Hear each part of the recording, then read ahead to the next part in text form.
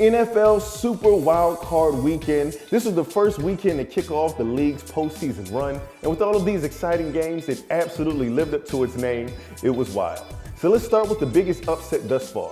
The Green Bay Packers marching into Dallas and defeating the Cowboys. Now, this is the first time in history that a number 2 seed has lost to a number 7 seed. This legitimately might be the biggest upset in Cowboys history.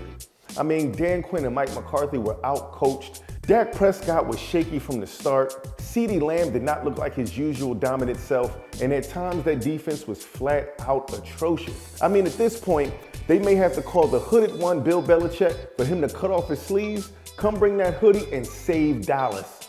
On the bright side for the state of Texas, they at least have one team still remaining in the playoffs, and that's the Houston Texans.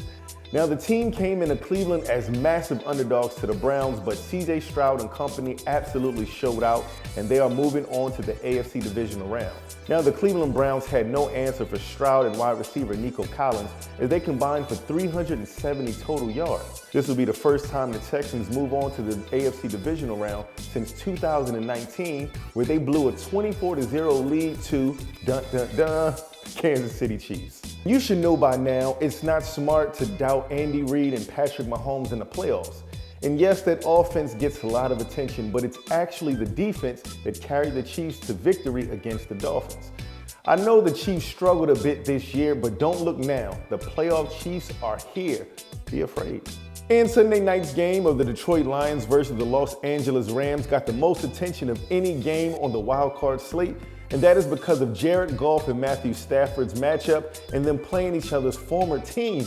Oof, the drama. The Lions were able to use that as fuel to win their first playoff game since 1991. The Lions showed the league and the rest of the world that they are serious contenders for the championship and moving on to the divisional round.